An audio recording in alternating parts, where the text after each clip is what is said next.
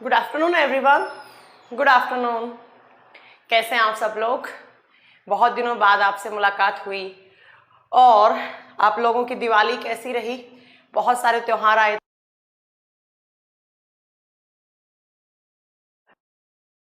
का पर्व चल रहा है, तो कैसे चल रही है आपके त्योहार और कैसे चल रही है आपकी छठ की पूजा? Good afternoon Sunil, good afternoon Amrit, good afternoon Surendra, good afternoon. मैं अच्छी हूँ, आप बताइए आप कैसे हैं? तो बहुत दिनों बाद आपकी मुलाकात। हाँ, पहले ही क्लास हुई थी, दिवाली की छुट्टियां हो गई थी। ओके, आज तक आपकी पूरी क्लास कर ली। ओके मैम, सीजीएल का कोर्स कब आ रहा है? सीजीएल का कोर्स भी 15 के लमसम आ रहा है, सीजीएल 2020 का बहुत जल्दी आने वाला है कोर्स। मैम आपकी बहुत याद आई थी दिवाली के दिन, मैंने भी आप लोगों को बहुत याद किया। Good afternoon Nand Kishore, good afternoon, good afternoon everyone. आवाज रुक जा रहा है? नहीं, आवाज एकदम ओके है। तो आप लोग एक बार अपना उसका एक बार पेज को लॉग आउट करके लॉग इन कर लीजिए नीरज, आई थिंक आपको साउंड सही मिल जाएगी। और इसके बाद मैं आपको कुछ एक बात बताने वाली थी कि जैसे कि हम लोगों ने आपको प्रॉमिस किया था कि बहुत जल्द वो लैपटॉप पे चलने वाली है, तो मैं बता दूं आपको कि लैपटॉप ऐप आ चुकी है। तो आप लोग क्या करें, लैपटॉप में गूगल क्रोम पे डालिए coaching.in और वहां जाकर आप लैपटॉप का ऐप डाउनलोड कीजिए। और ऐप जब चलाएंगे तो वहां से आपको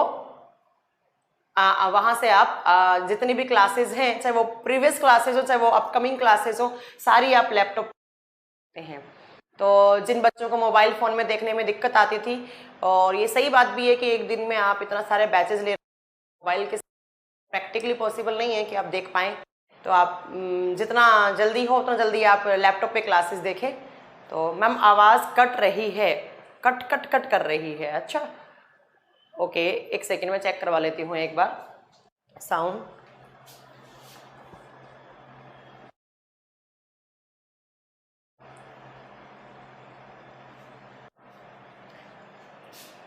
हाँ अब ठीक है, वॉइस प्रॉब्लम अभी सही, देखना वॉइस सही है। हाँ एक बार देख लीजिए, चेक कर लीजिए। बच्चा बोल रहा है आवाज़ कट रही है बार बार। सही है, एक्चुअली मैंने माइक ऑफ करके ऑन कर दिया तो सही होगा।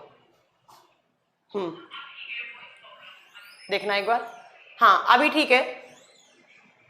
हाँ सुमित, अभी साउंड प्रॉब्लम सही है, मैंने बोल दिया ना अभी साउंड सही है। एक बार चेक करना, साउंड सही नहीं आ रही है।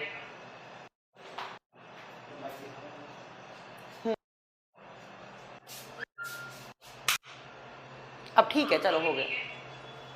दिखाओ एक बार, मुझे दिखाओ। ठीक है, ओके छोड़।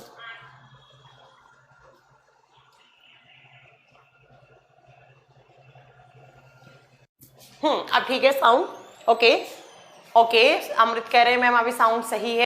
ओके चलो ठीक है, साउंड सही है। वो भी अभी साउंड सही हो चुका है। चलिए, तो बहुत सारी बातें होगी। तो मैं क्या बता रही थी कि लैपटॉप पे क्लासेस आ चुकी हैं। आप timescoaching.in वेबसाइट डालेंगी तो आप वहां पर आपको अपना लैपटॉप का सेम ऐप दिखेगा। जो ऐप अपना एंड्रॉइड का ऐप था वही ऐप आपका विंडो में है। मैं बता दूं आपको, जो ऐप वो सिर्फ विंडो 10 में चलेगी, वो 7-8 में नहीं चलने वाली है, वो सिर्फ 10 में चलने वाली है। तो कोई बात नहीं, आपके पास अगर 7-8 है तो उसको अपग्रेड कर लीजिए और विंडो 10 आप अपलोड कर लीजिए, जिससे कि आपका क्लासेस देख पाए आप। ठीक है, चलिए आप साउंड सही है। ओके, तो देखिए लास्ट क्लास में या हमारी इस क्लास में बायोलॉजी की क्लास में पढ़ रहे थे, तो हमें एंडोक्राइन सिस्टम के बारे में जानना है। एंडोक्राइन सिस्टम वो सिस्टम जिसके अंदर हमें किसके बारे में पढ़ना है, हार्मोन्स के बारे में पढ़ना है।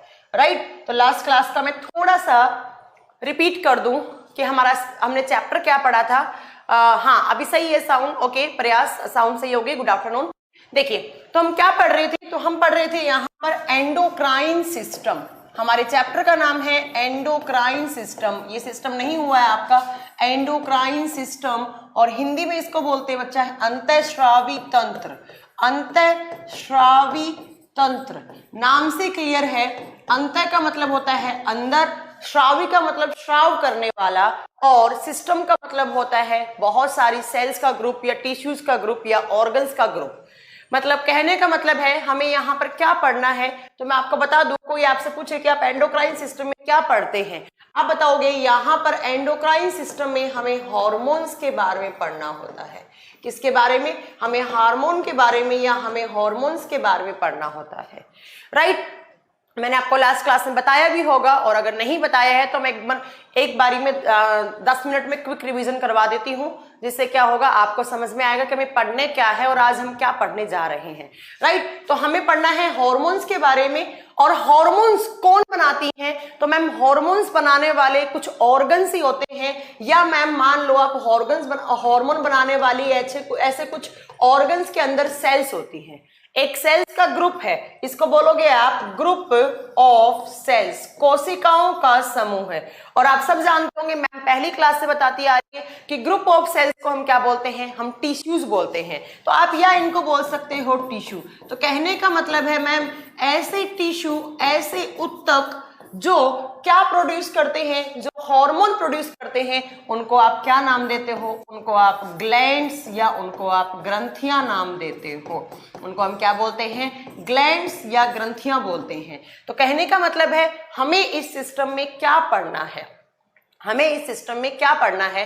तो इस सिस्टम का नाम है एंडोक्राइन सिस्टम, अंतःस्रावी तंत्र में हमें या तो हार्मोन्स के बारे में पढ़ना है, और हार्मोन्स कौन बनाता है? तो मैम कुछ सेल्स हैं, कुछ कोशिकाएं हैं, उनका ग्रुप, और कोशिकाओं के ग्रुप को आप ऊतक या टिश्यू बोलते हैं। और उन ऐसी सेल्स जो हार्मोन प्रोड्यूस करती हैं उनको आप क्या बोलते हैं? उनको आप ग्लैंड्स बोलती हैं।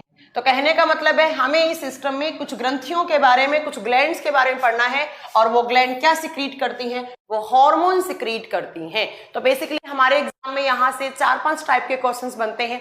कौन सी ग्लैंड कहाँ होती है, उसका लोकेशन कहाँ होता है, उसके बाद कौन सी, अच्छा साउंड में अभी भी प्रॉब्लम है, एक बार साउंड चेक कीजिए तुषार।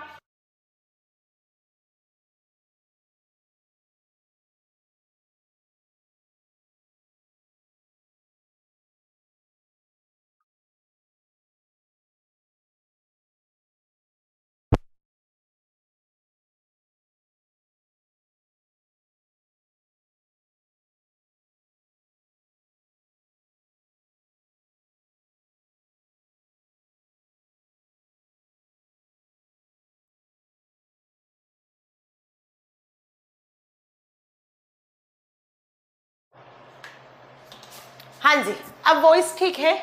देवाशीष, सुमित, अब वॉइस नहीं कट रहा होगा, आई होप अभी साउंड सही होगा, राइट। चलिए देखिए, तो हमें क्या पढ़ना है यहाँ के अंदर, हमें बता दें कि एग्जाम में क्वेश्चंस कैसे आते हैं। तो बच्चों यहाँ से एग्जाम में 4 टाइप के क्वेश्चंस बनते हैं। पहला क्वेश्चन आपका बनेगा कि कौन सी ग्लैंड कहाँ होती है, मतलब कौन सी ग्लैंड की लोकेशन कहाँ पे है। लाइक मैंने आपसे क्वेश्चन पूछ लिया कि मुझे बताइए कि थाइमस ग्लैंड कहाँ होती है, तो आपको पता होना चाहिए कि थाइमस ग्लैंड का लोकेशन कहाँ होता है। मैंने आपसे पूछ लिया कि पिट्यूटरी ग्लैंड कहाँ होती है, पीयूष ग्रंथि कहाँ होती है। तो या तो एग्जाम में ऐसे क्वेश्चंस मिलने वाले, या आपसे हॉर्मोन्स के क्वेश्चंस आने वाले। लाइक मैंने आपसे पूछा ACTH हार्मोन कौन रिलीज करता है, या मैंने पूछा GH हार्मोन कौन रिलीज करता है, या मैंने पूछा आपसे ऑक्सीटोसिन हार्मोन कौन रिलीज करता है, या मैंने आपसे पूछा वैसोप्रिन हार्मोन कौन रिलीज करता है। तो एक टाइप का क्वेश्चंस एग्जाम में ऐसे आते हैं।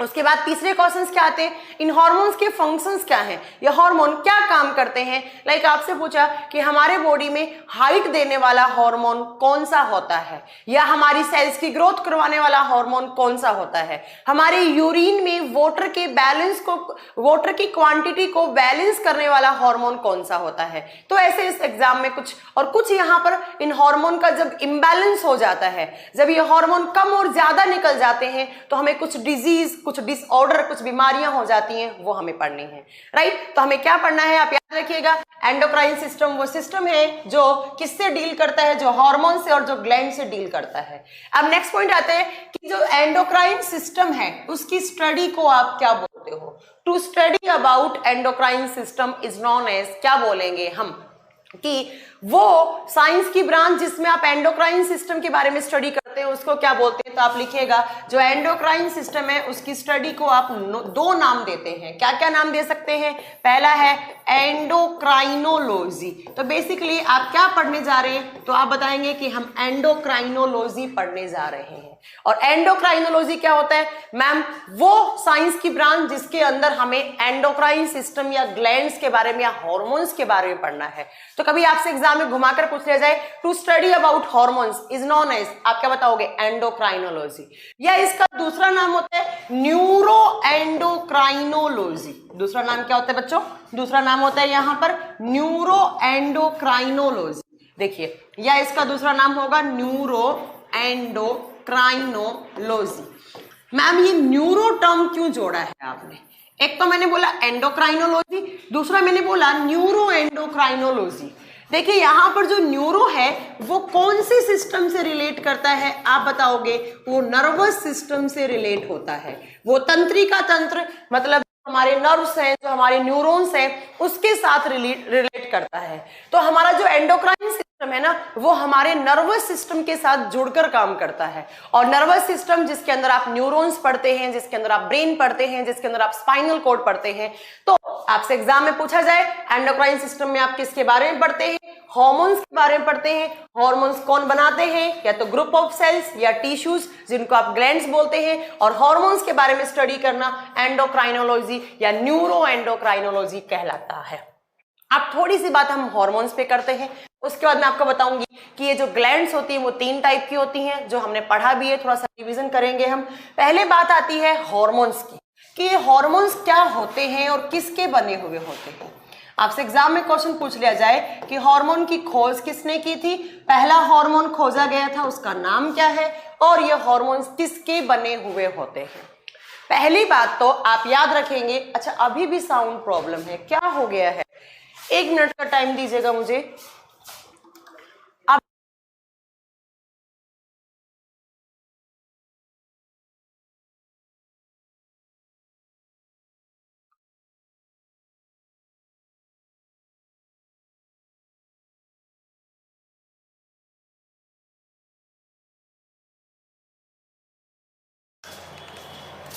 हाँ जी, अभी भी साउंड प्रॉब्लम है क्या? आप बता दीजिए। अब मैंने लास्ट ठीक करवा लिया है।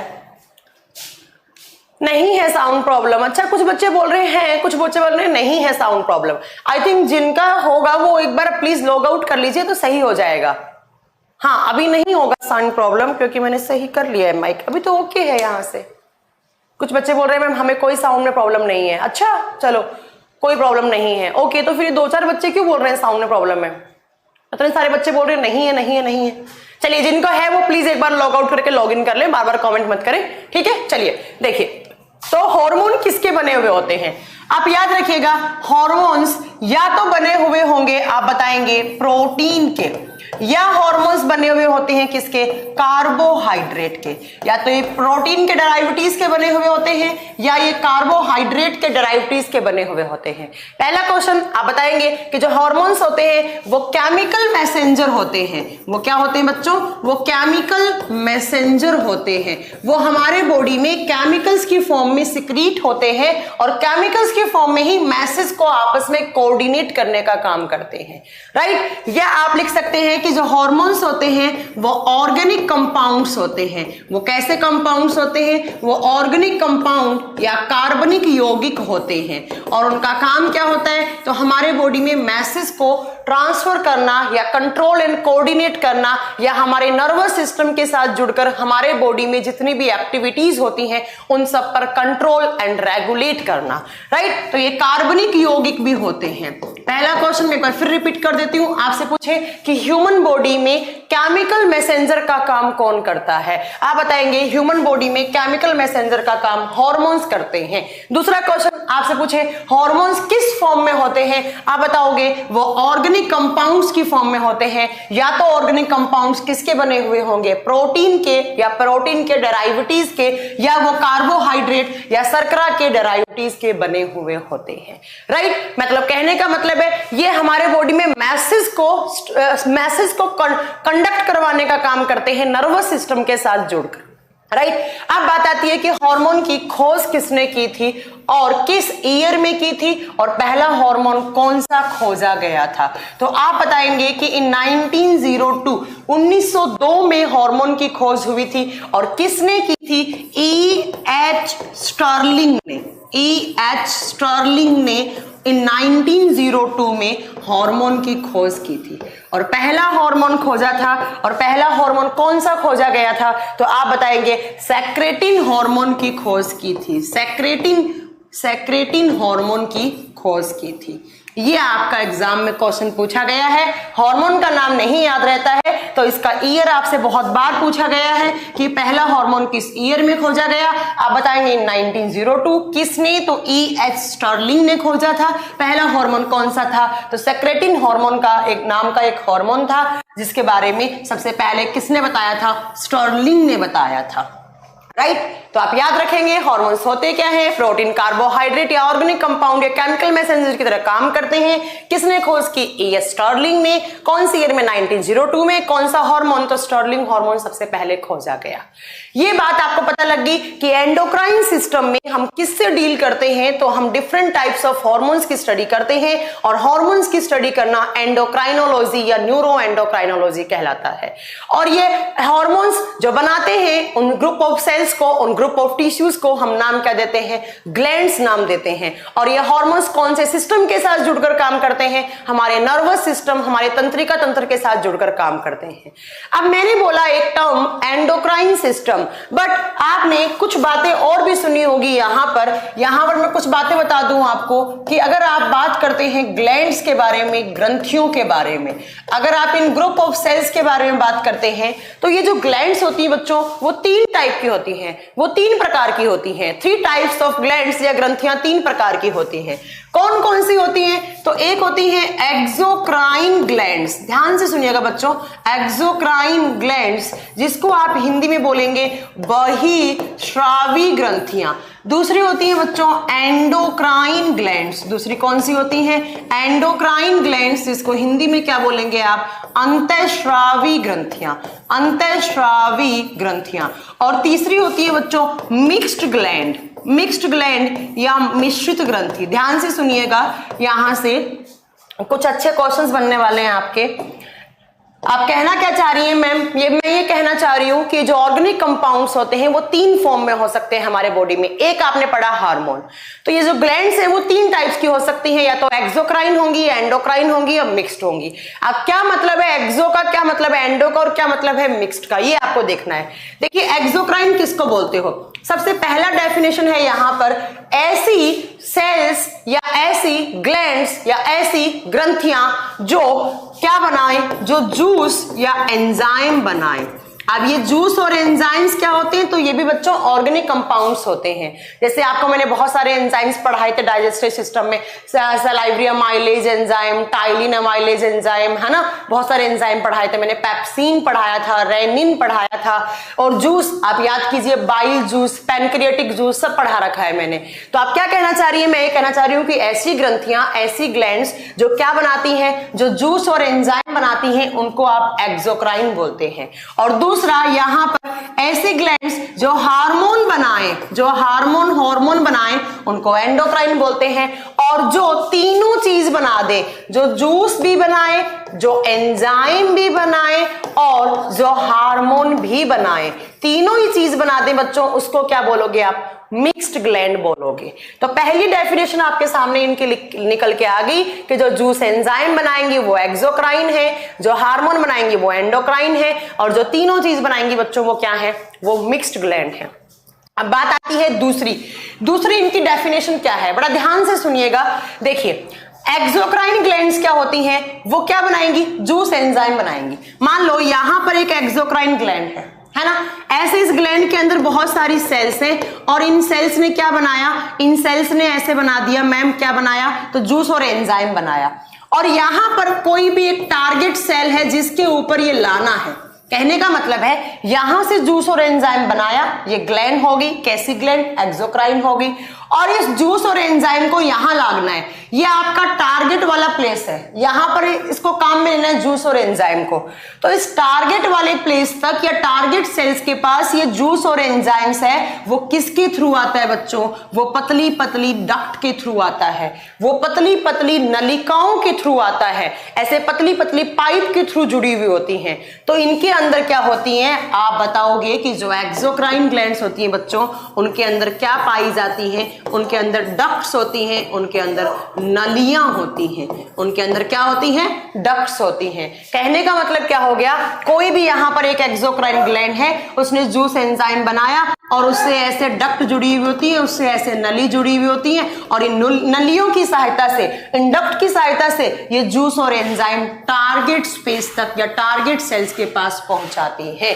तो आपसे एग्जाम में पूछा जाएगा कि एक्सोक्राइन ग्लैंड में क्या डक्ट्स होती हैं? आप बताएंगे यस, एक्सोक्राइन ग्लैंड्स अपने सिक्रेशन को टारगेट प्लेस तक किसके थ्रू पास करती हैं? डक्ट की सहायता से, नलियों की सहायता से। बट अगर आप बात कर रहे हैं एंडोक्राइन ग्लैंड्स की, मान लो यहां पर कोई एंडोक्राइन ग्लैंड है, उसने क्या प्रोड्यूस किया बच्चा? एंडोक्राइन ग्लैंड क्या बनाती है? हार्मोन बनाती है, और यहां पर उसका टारगेट पोर्शन है, यहां पर उसका टारगेट करना है उसको। तो यहां से उसने हार्मोन बनाया, बट इन ग्लैंड्स में कोई भी डक्ट नहीं होती, ये डायरेक्ट अपना ऐसे हार्मोन बाहर निकाल देंगी, और ये हार्मोन किसके थ्रू आएगा? आप बताओगे। ये हार्मोन खून के थ्रू मिक्स होकर कहां पर आएगा? इस टारगेट वाले पार्ट पर आएगा। तो मैं आपको क्या बताना चाह रही हूं, ध्यान से सुनिएगा। मैंने आपको पढ़ाया कि जो आपकी एक्सोक्राइन ग्लैंड्स हैं वो तो डक्ट के थ्रू अपना सिक्रेशन टारगेट वाली जगह पे ट्रांसफर करती हैं, बट जो एंडोक्राइन ग्लैंड्स होती हैं वो डायरेक्टली, वो पाउच जैसी होती है, पाउच समझते ना, पॉलीथीन जैसा पाउच जैसी होती हैं। वो क्या करती हैं, उनके पास कोई डक्ट नहीं होती है, वो डायरेक्टली अपना हार्मोन निकालेंगी और वो हार्मोन खून में मिक्स होगा। और आप सब जानते हैं ब्लड तो सारा दिन सर्कुलेट होता है, तो जब ब्लड सर्कुलेट होगा तो वो साथ में वो क्या सर्कुलेट हो जाएगा? वो हार्मोन भी सर्कुलेट हो जाएगा। कहां तक? टारगेट वाली जगह तक। तो आप बताएंगे कि इनमें कोई भी डक्ट नहीं पाई जाती, इसलिए इनको आप डक्टलेस ग्लैंड बोलते हैं। इनको बिना नलियों वाली ग्रंथियां भी कहते हैं। आपसे 4 एग्जाम्पल देगा। पहला एग्जाम्पल दिया लीवर, दूसरा एग्जाम्पल दिया पैनक्रियास, तीसरा एग्जाम्पल दिया आपको पिट्यूटरी ग्लैंड, और चौथे में दे दिया ऑप्शन ए बी सही है या फिर सी डी सही है, जो भी आपसे पूछ लिया कि बताइए इनमें से किसके पास डक्ट है। तो आपको कैसे याद करना है कि जो एक्सो है उनके पास नलियां होती हैं, जो एंडो है उनके पास नलियां नहीं होती हैं। वो अपने केमिकल मैसेंजर, वो अपने हार्मोन्स को ब्लड में मिक्स करते हैं और ब्लड के साथ सर्कुलेट होकर वो टारगेट वाली जगह पे पहुंच जाते हैं। नेक्स्ट आता है मैम मिक्स्ड ग्लैंड। तो मैं आपको बता दूं ये जो मिक्स्ड ग्लैंड होती हैं वो तो एंडो और एक्सो दोनों की तरह काम करती हैं। तो कभी कभी इनके पास डक्ट होंगी और कभी कभी इनके पास डक्ट नहीं होंगी। ये बात आपको याद रखनी है।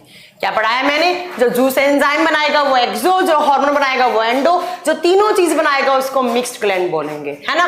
और जूस एंजाइम के सिक्रेशन को डक्ट की सहायता से ट्रांसफर किया जाता है, ये डायरेक्टली ब्लड में मिक्स किया जाता है। यहां पर एंडो और एक्सो की तरह दोनों तरह काम करने वाली मिक्स्ड ग्लैंड होती हैं। और मैंने आपको बताया भी था शायद बहुत बार, या फिर आज फिर रिपीट कर दूं मैं, हमारे बॉडी में एक ही ग्लैंड ऐसा है जो मिक्स्ड ग्लैंड की तरह काम करता है। कौन सा है बच्चों? तो आप याद रखेंगे वो है पैनक्रियाज। कौन सा है वो? अग्नाशय। याद रखिएगा ह्यूमन बॉडी में सिर्फ एक ही ग्लैंड ऐसा है जो जूस भी बनाता है, उस जूस के अंदर एंजाइम्स भी होते हैं और वो हार्मोन भी प्रोड्यूस करता है। कहने का मतलब वो एंडो और एक्सो, वो अंतःस्रावी और बहिःस्रावी दोनों की तरह काम करता है। इसलिए पैनक्रियाज को आप कैसा ग्रंथि मानते हैं? आप पैनक्रियाज को आप मिक्स्ड ग्लैंड या मिश्रित ग्रंथि बोलते हैं। अब जरा बताइएगा हमारे चैप्टर का नाम क्या था बच्चों? हमारे चैप्टर का नाम था मैम एंडोक्राइन ग्लैंड। तो हमें क्या पढ़ना है? एंडोक्राइनोलॉजी पढ़ना है। हम किसके बारे में यहां पर पढ़ेंगे? हम हार्मोन्स बनाने वाली ग्लैंड्स के बारे में पढ़ेंगे। तो अब हमारा चैप्टर स्टार्ट होता है कौन सा? एंडोक्राइनोलॉजी या एंडोक्राइन सिस्टम। चलिए तो अब लिखेंगे आप ह्यूमन बॉडी का एंडोक्राइन सिस्टम। एंडोक्राइन सिस्टम या एंडोक्राइनोलॉजी आप पढ़ने जा रहे हैं। हिंदी में क्या लिखेंगे बच्चों? अंतःस्रावी तंत्र। हम क्या पढ़ने जा रहे हैं? हम अंतःस्रावी तंत्र पढ़ने जा रहे हैं। या मैं आपसे पूछूं दूसरी लैंग्वेज में कि हम किसके बारे में पढ़ने जा रहे हैं बच्चों, तो आप बताओगे हम हार्मोन्स के बारे में पढ़ने जा रहे हैं। और हमारे बॉडी में ऐसी ग्लैंड्स जो हार्मोन रिलीज करती हैं वो कितनी होती हैं? आप बताओगे 9। कितनी एंडोक्राइन ग्लैंड्स होती हैं हमारे बॉडी में, आप क्या बताओगे? In human body 9 endocrine glands are present. मानव के शरीर में कुल 9 अंतःस्रावी ग्रंथियां पाई जाती हैं। बस यही हम पढ़ने जा रहे हैं, इन 9 के बारे में ही हमें पढ़ना है। पहली बात तो कौन सी ग्लैंड कहां होती है, कौन सा हार्मोन रिलीज करती है, उस हार्मोन का फंक्शन क्या है, ये सारे कुछ आपको यहां से पढ़ने हैं। ठीक है, चलिए तब स्टार्ट करें। हमें 9 ग्लैंड पढ़नी है, एक एक करके हमें सारी स्टार्ट करनी है। हम बिल्कुल बेसिक से स्टार्ट करेंगे। मैं आपको बता दूं, अगर ज्यादा आप यहां नहीं पढ़ सकते तो आप सिर्फ हार्मोन्स का नाम याद कर लो और इन ग्लैंड्स की लोकेशन, इनकी स्थिति कहां पर है वो याद कर लो। राइट, चलिए तो सबसे पहला मैं ग्लैंड लिख रही हूं। पहला ग्लैंड है हाइपोथैलेमस ग्लैंड। सबसे पहला आप कौन सा लिखेंगे बच्चों? हाइपोथैलेमस ग्लैंड, और हिंदी में सेम नाम लिखेंगे, हाइपोथैलेमस ग्रंथि। कौन सी ग्रंथि बच्चों? हाइपोथैलेमस ग्रंथि। सबसे पहला ग्लैंड आपका कौन सा है? हमारा ग्लैंड है हाइपोथैलेमस ग्लैंड, या हिंदी में बोलेंगे इसको हाइपोथैलेमस ग्रंथि। अजय सिंह कह रहे हैं ये पढ़ा चुकी हैं। नहीं पढ़ाया अजय सिंह, आपको ये भी नहीं पता है कि हमने क्या पढ़ाया है और क्या नहीं पढ़ाया है। कैसे काम चलेगा आपका? ठीक है, चलिए देखिए हाइपोथैलेमस ग्लैंड के बारे में हमें क्या पढ़ना है। सबसे पहली बात तो ये ग्लैंड की लोकेशन कहाँ है, इसकी स्थिति कहाँ है, ये कहाँ पाया जाता है हमारे बॉडी में। आप याद रखेंगे कि ये हमारे ब्रेन में पाया जाता है, ये हमारे मस्तिष्क में पाया जाता है। अब शायद आप लोगों ने पढ़ रखा होगा, अब शायद हाँ मैं सब बताऊंगी। दीपक कुमार कौन सा लार्जेस्ट है, कौन सा स्मॉलेस्ट है, डोंट वरी, मैं सब पढ़ाऊंगी। ठीक है, एक एक करके जब डिटेल में पढ़ाऊंगी बच्चों तो मैं सारा पढ़ाऊंगी।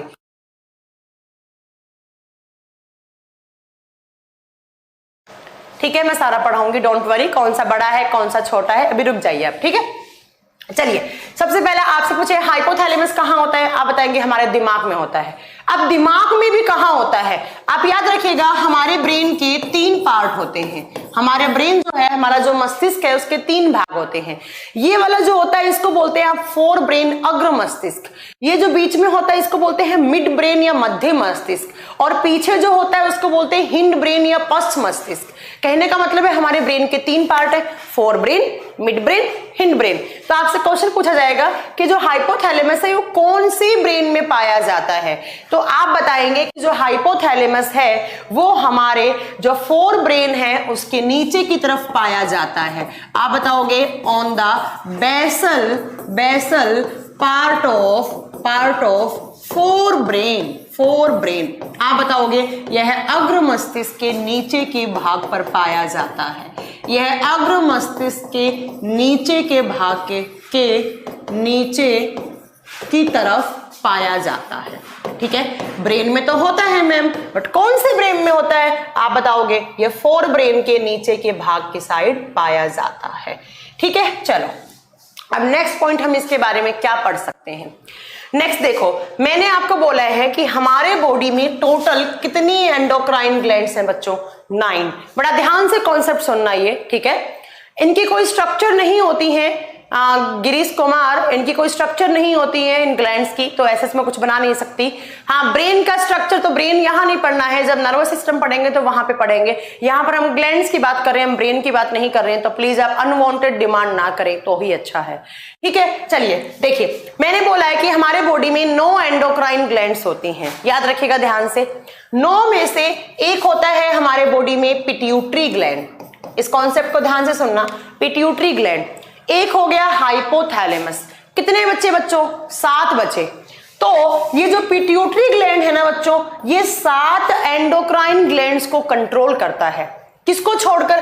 पिट्यूटरी ने हाइपोथैलेमस को छोड़ दिया, एक खुद हो गया, बाकी 7 बची। तो पिट्यूटरी क्या करता है? हाइपोथैलेमस को छोड़कर बाकी की जो 7 एंडोक्राइन ग्लैंड्स हैं, जो 7 एंडोक्राइन ग्लैंड्स हैं, उनको कंट्रोल एंड कोऑर्डिनेट करता है। कहने का मतलब है पिट्यूटरी इन 7 एंडोक्राइन ग्लैंड्स को सिग्नल देगा कि कब आपको हार्मोन रिलीज करना है, कब आपको हार्मोन ज्यादा करना है, कब आपको हार्मोन कम करना है। कहने का मतलब है पिट्यूटरी इन 7 को कमांड देता है, इन 7 को कंट्रोल करता है। तो इसलिए पिट्यूटरी को आप बच्चों बोलते हैं मास्टर ग्लैंड। आपसे एग्जाम में पूछा जाए कि मास्टर ग्रंथि या मास्टर ग्लैंड किसको बोलते हैं, आप बताओगे पिट्यूटरी को बोलते हैं, क्योंकि पिट्यूटरी इन 7 को सिग्नल देती है। जैसे एक क्लास बना हुआ है, उस क्लास में 7 बच्चे बैठे और मैं उनको कंट्रोल कर रही हूं, तो मैं क्या होगी, मैं उनकी मास्टर होगी, राइट। अब बात आती है कि पिट्यूटरी को कौन सिग्नल देता है, पिट्यूटरी को कौन कंट्रोल करता है, और पिट्यूटरी को सिग्नल देने वाला कौन सा होता है, हाइपोथैलेमस। कहने का मतलब है मैं मास्टर को भी कंट्रोल कर रहा है, यस, कौन सा, हाइपोथैलेमस। इसलिए आप हाइपोथैलेमस को बोलते हैं सुपर मास्टर ग्लैंड। तो आप पहला पॉइंट इसके बारे में आप यहां पर क्या लिख सकते हैं कि इसको आप क्या बोल सकते हैं, उसको आप सुपर मास्टर ग्लैंड, या इसका दूसरा नाम होता है मास्टर ऑफ मास्टर, मास्टर का भी मास्टर, मास्टर ऑफ मास्टर। जैसे स्कूल में मास्टर्स को कंट्रोल करने वाला हेडमास्टर होता है ना, वैसे ही। तो आप याद रखेंगे पिट्यूटरी मास्टर ग्लैंड है और पिट्यूटरी को सिग्नल देने वाला हाइपोथैलेमस है, इसलिए इसको सुपर मास्टर ग्लैंड कहा जाता है। जरा बताइए, दोनों क्वेश्चन समझ में आ गए? कहां होगा, फोर ब्रेन के नीचे के भाग की तरफ। इसको क्या बोलेंगे, इसको सुपर मास्टर ग्लैंड बोलेंगे या मास्टर ऑफ मास्टर बोलेंगे। इतनी बातें अगर आपको याद हो गई तो नेक्स्ट पॉइंट में हम पढ़ेंगे क्या कि इससे कौन कौन से हार्मोन्स रिलीज होते हैं। तो नेक्स्ट आप इसके हार्मोन्स के नाम लिखेंगे और यही हार्मोन्स के नाम आपसे एग्जाम में डायरेक्टली पूछे जाते हैं। 4 हार्मोन के नाम देगा और पूछा जाएगा आपसे कि जरा बताइए इनमें से हाइपोथैलेमस को कौन कंट्रोल करता है। सोनू मल्होत्रा का क्वेश्चन है कि मैम हाइपोथैलेमस को कौन कंट्रोल करता है। बच्चों, हाइपोथैलेमस एक ब्रेन का पार्ट भी होता है। मैंने कहा ना, ये ब्रेन के अंदर होता है, फोर ब्रेन का एक पार्ट भी होता है और ब्रेन को कोई कंट्रोल नहीं कर सकता। ब्रेन बाकी सब ऑर्गन्स को, बाकी जितनी भी बायोलॉजिकल एक्टिविटीज होती हैं उनको कंट्रोल करता है, बट ब्रेन को कोई कंट्रोल नहीं कर सकता है। Okay Sonu Malhotra, right. चलिए, तो नेक्स्ट बात आती है कि हाइपोथैलेमस से हार्मोन कौन कौन से रिलीज होते हैं। तो आप लिखेंगे सबसे पहला हार्मोन है थायरोट्रोपिन रिलीजिंग हार्मोन।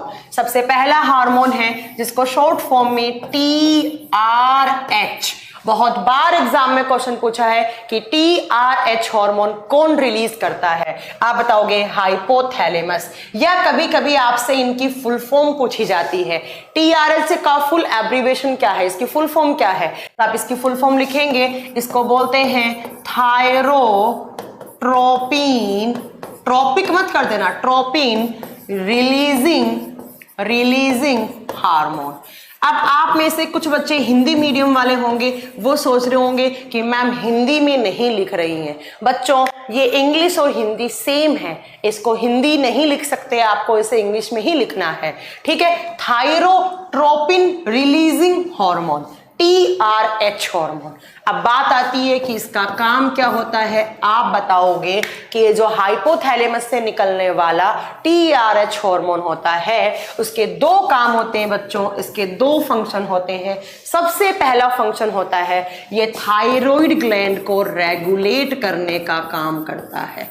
आप लिखेंगे इट रेगुलेट थायराइड ग्लैंड, यह अवटु ग्रंथि पर संतुलन बनाए रखता है। ये थायराइड ग्लैंड को भी रेगुलेट करने का काम करता है, बट मेन काम जो होता है वो पिट्यूटरी को रेगुलेट करने का काम होता है। थोड़ा बहुत ये थायराइड ग्लैंड को भी रेगुलेट करता है। तो आप लिखेंगे it regulate thyroid gland plus आप लिख सकते हैं यहां पर पिट्यूटरी ग्लैंड। मेन किसको रेगुलेट करेगा बच्चों, पिट्यूटरी ग्लैंड को। बट आपसे कभी एग्जाम में पूछ लिया जाए कि हाइपोथैलेमस कौन सी 2 ग्रंथियों को रेगुलेट करता है, तो बच्चों हम वहां पर कौन कौन सा ऑप्शन लेकर चलेंगे। वहां पर मैम हम thyroid plus pituitary, but main किसको रेगुलेट करेगा, पिट्यूटरी को, राइट। तो पहला काम तो ये हो गया। दूसरा काम क्या हो गया, इसका काम होता है हमारे बॉडी टेम्परेचर को रेगुलेट करना। It regulate human body temperature, यह है हमारे शरीर के आंतरिक तापमान को या इंटरनल बॉडी टेम्परेचर को रेगुलेट करने का काम करता है। आप सब जानते हैं हमारे बॉडी का बॉडी टेम्परेचर कितना होता है। अब मैं ये तो बताऊंगी नहीं कि हमारे शरीर का तापमान कितना होता है, क्योंकि मुझे लगता है इस एज में आकर आपको इतना तो पता होना चाहिए कि हमारा बॉडी टेम्परेचर कितना होता है, ठीक है। तो आप बताएंगे यह हमारे शरीर के तापमान पर भी संतुलन बनाए रखता है। इसीलिए इस ग्रंथि को आप दो नाम से और भी जानते हैं,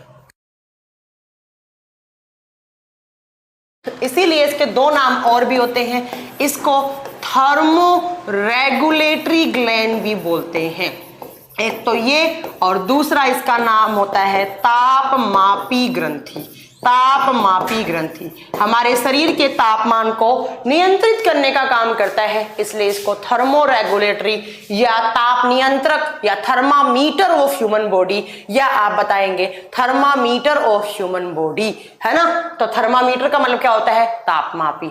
कितने सारे क्वेश्चंस हो गए कि मैम एक TRH हार्मोन रिलीज करता है, इसका फुल एब्रीवेशन होता है थायरोट्रोपिन रिलीजिंग हार्मोन, जो थायराइड ग्लैंड के साथ साथ पिट्यूटरी ग्लैंड को रेगुलेट करता है। मेन काम होता है बच्चों पिट्यूटरी ग्लैंड को ही रेगुलेट करना। इसके अलावा आप याद रख सकते हैं ये हार्मोन हमारे बॉडी के इंटरनल बॉडी टेम्परेचर को रेगुलेट करने का काम करता है, आंतरिक शरीर के तापमान पर संतुलन बनाए रखने का काम करता है, इसलिए इसको शरीर का ताप नियंत्रक या तापमापी या थर्मामीटर ग्लैंड भी कहते हैं। एक हार्मोन के बारे में आपने पढ़ लिया, इससे ज्यादा मैं आपको कुछ नहीं पढ़ाऊंगी क्योंकि यही आपसे पूछा जाता है, ठीक है। दूसरे हार्मोन के बारे में पढ़ा जाए। यहाँ पर दूसरा हार्मोन कौन सा है, तो इसके बाद दूसरा हार्मोन आता है GnRH।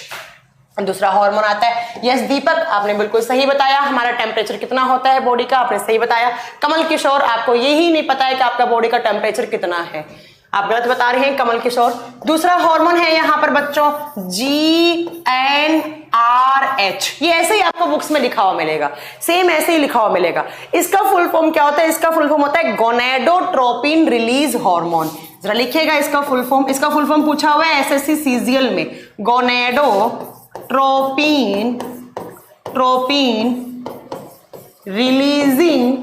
Releasing hormone. अब हिंदी में आप सोच रहे होंगे हिंदी में मैम लिखे, तो हिंदी में कुछ होता ही नहीं है।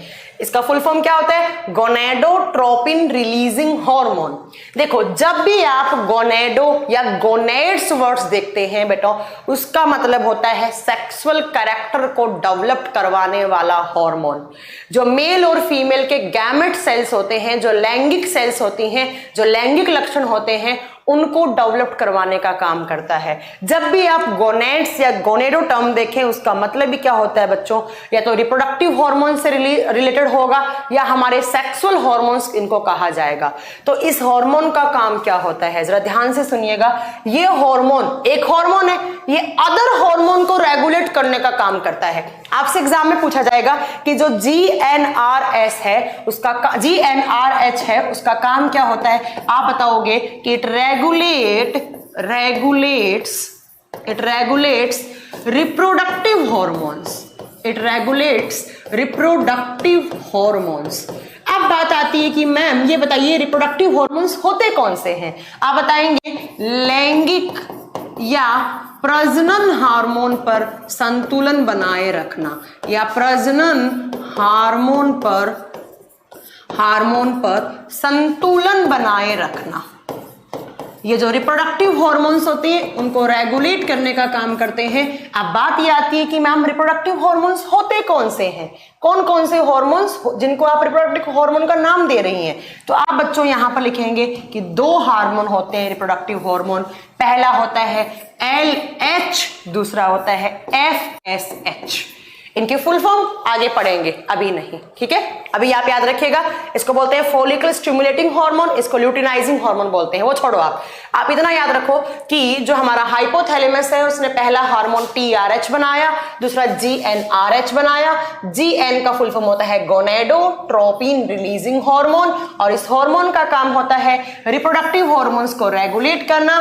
प्रजनन हार्मोन जो जनन में काम आते हैं, जनन में काम आने का मतलब क्या है, जो जनन कोशिकाएं बनाते हैं उनके प्रोडक्शन उनको मैच्योर करने का काम करते हैं। और रिप्रोडक्टिव हार्मोन कितने होते हैं आप बताओगे, मेनली दो होते हैं। कौन कौन सा बच्चों, FSH, LH। और मैं आपको बता दूं ये दोनों हार्मोन पिट्यूटरी बनाता है, इसलिए मैंने इनको इसकी फुल फॉर्म आपको यहां नहीं लिखवाई है। मैंने कहा ना हाइपोथैलेमस किसको रेगुलेट करता है, पिट्यूटरी को, तो ऑब्वियस सी बात है पिट्यूटरी से निकलने वाले हार्मोन्स किसके द्वारा रेगुलेट किए जाएंगे, हाइपोथैलेमस के द्वारा। तो ये आपका 2 हार्मोन हो गया, किसके द्वारा बच्चों, हाइपोथैलेमस के द्वारा। तीसरा हार्मोन का नाम लिखा जाए अब, इसके अलावा जो तीसरा हार्मोन है उसका नाम है CRH हार्मोन, CRH हार्मोन।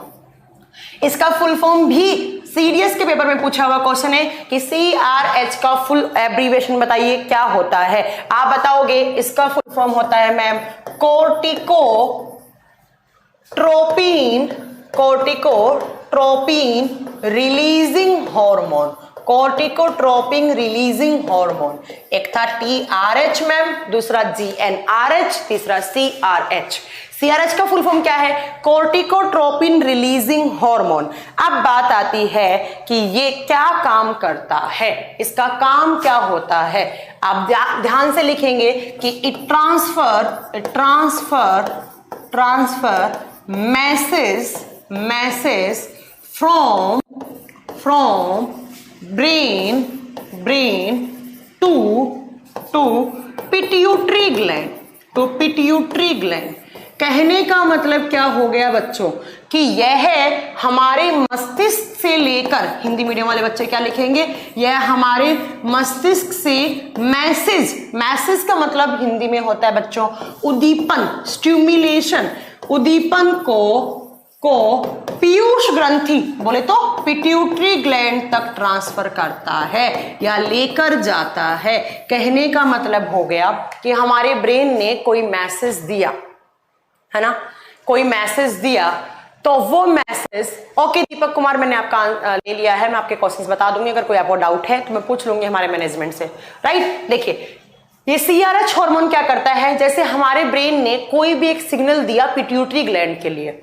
कैसे सिग्नल दिया, ब्रेन ने कहा कि भाई पिट्यूटरी ने एक हार्मोन बनाया है, वो हार्मोन बहुत ज्यादा हो चुका है, अब उसको बंद करना है, अब नहीं बनना चाहिए ज्यादा। तो उस मैसेज को ब्रेन से पिट्यूटरी ग्लैंड के पास केमिकल मैसेंजर की फॉर्म में कौन सा हार्मोन लेकर जाएगा, CRH hormone, corticotropin releasing hormone. मैं समझ रही हूं कि आपके लिए थोड़ा सा टफ है ये, बट मेरी बात पे ट्रस्ट कीजिए, बहुत सारे एग्जाम हैं जहां पर बहुत सारे क्वेश्चंस इस चैप्टर से बहुत सारे क्वेश्चंस बनते हैं। हाँ, अगर आज से 5 साल 7 साल पहले आप कोई भी कंपटीशन एग्जाम दे रहे थे तब इस चैप्टर से इतने क्वेश्चंस नहीं बनते थे, बट आज के टाइम में अगर मैं बात करूं तो इस चैप्टर से एंडोक्राइनोलॉजी से बहुत सारे क्वेश्चंस अलग अलग एग्जाम में अलग अलग बार पूछे गए हैं, राइट। तो आप याद रखिएगा कि हमारे ब्रेन से मैसेज को पिट्यूटरी ग्लैंड तक ले जाने का काम CRH करता है। जरा बताइए आपने कितने हार्मोन पढ़ लिए हाइपोथैलेमस के, हमने 3 हार्मोन पढ़ लिए, और सबसे लास्ट हार्मोन पढ़ना है आपको डोपामीन। ये तो सबने सुन रखा होगा, लास्ट हार्मोन आपको पढ़ना है डोपामीन हार्मोन, और इससे भी एग्जाम में बहुत बार क्वेश्चंस पूछे गए हैं। डोपामीन हार्मोन एग्जाम में क्वेश्चन आता है कि डोपामीन हार्मोन कौन बनाता है।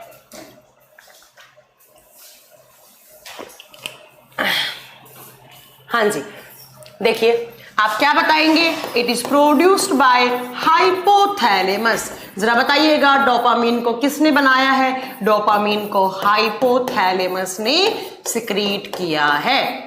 अब बात आती है डोपामीन हार्मोन का एक नाम और भी होता है बच्चों, इसका दूसरा नाम होता है neurotransmitter hormone, neurotransmitter hormone. Hindi में सेम नाम बोलेंगे बच्चों, न्यूरोट्रांसमीटर हार्मोन ही बोलेंगे, ठीक है। न्यूरो का मतलब यहां पर क्या होता है, नर्वस सिस्टम। एक्चुअली ये हार्मोन जो होता है वो ब्रेन के साथ रिलेट होकर काम करता है, ब्रेन के साथ एसोसिएटेड होकर काम करता है। इस हार्मोन का एक नाम और भी होता है, इसको हैप्पीनेस हार्मोन बोलते हैं। जब भी आप खुश होते हैं, किसी भी चीज को लेकर आप खुश होते हैं, तो जो हैप्पीनेस है आपके बॉडी में, जो खुशी वाली जो फीलिंग्स हैं, वो आपको कौन फील करवाता है, वो डोपामीन करवाता है। याद रखिएगा, जब भी आप किसी भी चीज को लेकर खुश होते हैं, जैसे मैं आपको बताऊं, ये डोपामीन ये जो डोपामीन होता है वो कुछ एक पॉइंट के बाद जाकर आपके बॉडी के लिए हार्मफुल भी बन जाता है। जैसे आपने कुछ भी, मान लीजिए आपका बर्थडे है, हाँ, खुशी के समय निकलता है, यस, जब आप हैप्पी होते हैं तब ये हार्मोन रिलीज होता है। मेरा बर्थडे है, मेरे बर्थडे पे मुझे बहुत सारे सरप्राइज गिफ्ट मिले, तो जैसे ही सरप्राइज गिफ्ट मैंने देखा मैं बहुत खुश हुई, तो वो खुशी है मेरे अंदर जो फील कौन सा हार्मोन करवा रहा है, डोपामीन करवा रहे हैं। जैसे आप में से बहुत सारे बच्चे ना स्मोक करते होंगे, जो सिगरेट वगैरह पीते होंगे। आपने पहली बार सिगरेट पी, आपने लाइफ में पहली बार सिगरेट पी, तो आपने जब सिगरेट पी तो आपको बड़ा अच्छा सा लगा, तो अच्छा लगाने वाला वो हार्मोन कौन सा था, वो डोपामीन था। आपने दूसरी बार पी, आपको और ज्यादा अच्छा लगा, तीसरी बार पी, आपके अंदर और डोपामीन रिलीज हुआ, आपको और अच्छी लगती गई, और लगती गई, और लगती गई, और लगती गई, और आप बहुत ज्यादा सिगरेट पीने लग गए और आप चैन स्मोकर बन गए। ऐसे ही कुछ लोग ड्रग्स वगैरह लेते हैं, जैसे अफीम, चरस वगैरह कुछ खाते हैं, तो उनको पहली बारी में अच्छा लगता है क्योंकि उनके बॉडी में डोपामीन रिलीज होना स्टार्ट कर देता है और वो उस चीज के प्रति उसको अट्रैक्ट करने का काम कर देता है।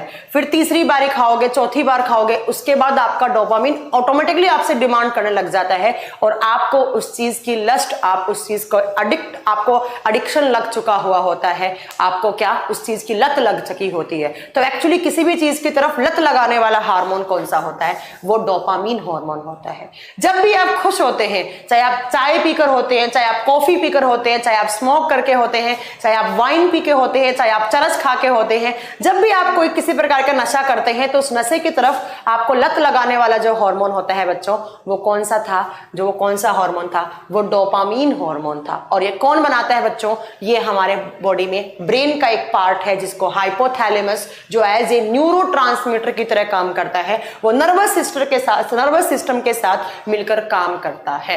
तो आप याद रखिएगा। अच्छा, एक बच्चा बोल रहा है एग्जाम्पल आपकी क्लास की लत लग गई है। हाँ, तो ये लत अच्छी है, ये बहुत अच्छी लत है ना। तो जो भी स्मोकिंग करते हैं तो एक्चुअली उन लोगों में डोपामीन निकलना स्टार्ट हो जाता है। अब मैं आपको बताऊं, इस डोपामीन से एक एग्जाम में एक क्वेश्चन और बनता है जो बड़ा अच्छा क्वेश्चन है और बहुत ही बार एग्जाम में पूछा हुआ क्वेश्चन है, मैंने एमसीक्यू वाली क्लास में तो करवाया भी है।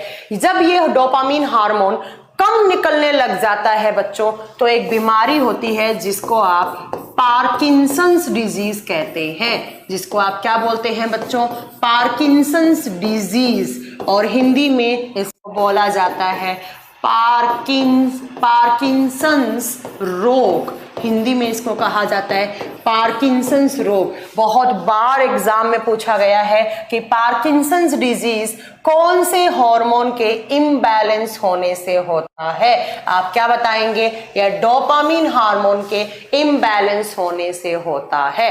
अब बात ये आती है कि मैम ये बीमारी कब होती है, जब डोपामीन कम निकलता है या डोपामीन ज्यादा निकलता है तब होती है। तो आप बताओगे it is caused by hyposecretion of dopamine. Hypo का मतलब होता है बच्चों कम बनना, ठीक है, कम बनना।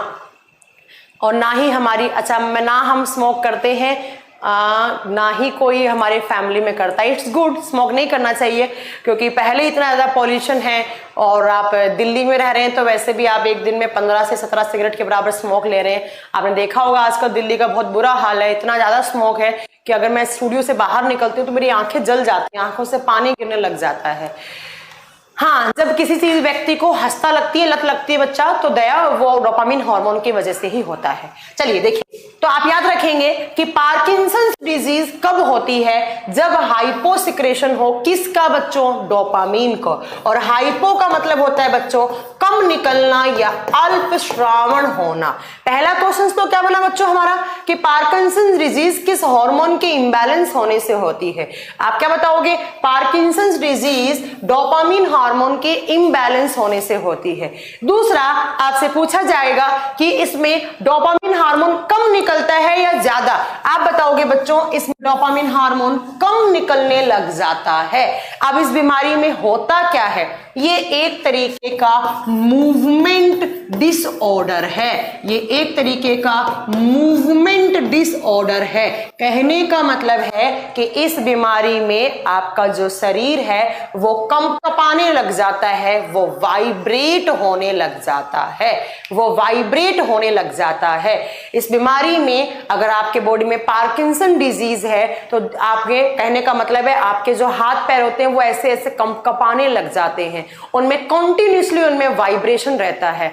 इसके अलावा और क्या होगा तो मैं बता दूं, आपके शरीर में जो नर्वस सिस्टम है वो डैमेज हो जाएगा। धीरे धीरे हमारा ब्रेन वगैरह, ब्रेन हो गया, न्यूरॉन्स हो गए, वो सब डैमेज होने लग जाएंगे, हमारा दिमाग काम करना बंद कर देगा। उसके अलावा नेक्स्ट हमारे जो फेशियल एक्सप्रेशन होते हैं, जो फेशियल एक्सप्रेशन होते हैं वो पूरे तरीके से आप सही से नहीं कर पाओगे। जो फेस के एक्सप्रेशन होते हैं वो बिल्कुल ठीक नहीं रहते हैं, आपके जो भाव होते हैं चेहरे के वो बिल्कुल भी ठीक नहीं रह पाएंगे। नेक्स्ट, इस बीमारी में इंसान का बहुत जल्दी मूड चेंज हो जाता है। अभी वो हंस रहा था, 2 सेकंड के बाद वो रोने जैसा रिएक्ट करने लग जाता है, उसके 3-4 मिनट बाद वापस हंसना स्टार्ट कर देगा, फिर एकदम से अपने आप बैठे बैठे बिना बात के हंसने लग जाएगा। उसका मूड भी बहुत जल्दी चेंज हो जाता है। नेक्स्ट, उस इंसान में कोई भी सेंस नहीं रहते हैं, लॉस ऑफ सेंस। कहने का मतलब उसको सेंस गायब होने लग जाएंगे, उसको आप चांटा मारोगे उसको दर्द फील ही नहीं होगा, उसके सेंसरी ऑर्गन्स, उसको कोई तीखा खिलाओगे तो उसे तीखा फील नहीं होगा, उसे कोई खट्टा खिलाओगे तो उसे खट्टा फील नहीं होगा, कोई सड़ी हुई चीज खिला दोगे तो उसे सड़ी हुई चीज फील नहीं होगी, और धीरे धीरे धीरे वो इंसान मेंटली रिटायर्ड हो जाएगा और वो डिप्रेशन में चला जाएगा। वो किस में चला जाएगा? वो तनाव में चला जाएगा। इसी बीमारी को आप बोलते हैं पार्किंसन डिजीज। इसी बीमारी को आप क्या बोलते हैं? पार्किंसंस रोग। आपसे एग्जाम में बहुत बार पूछा हुआ है कि पार्किंसन डिजीज किस हार्मोन का डिसऑर्डर है, आप बताएंगे डोपामीन को होता है। मैम ये सब तो बिग बॉस में देखने को मिलता है। अच्छा, बिग बॉस में ये सब देखने को मिलता है। चलिए, तो याद रखिएगा एक तरीके का मूवमेंट डिसऑर्डर है, आपके हाथ पैर कंपने लग जाते हैं। नेक्स्ट, हमारा नर्वस सिस्टम डैमेज होने लग जाता है, न्यूरॉन्स, हमारा दिमाग धीरे धीरे काम करना बंद कर देता है, हम मेंटली रिटायर्ड होने लग जाते हैं। उसके अलावा हमारे फेस के एक्सप्रेशन चेंज होने लग जाते हैं। जब हंसना है आप रोने वाले एक्सप्रेशन दोगे, रोने वाले टाइम पर हंसने वाले दोगे, आपका मूड बहुत जल्दी चेंज होगा, आप डिप्रेशन में चले जाओगे, आपके सेंस काम नहीं करेंगे।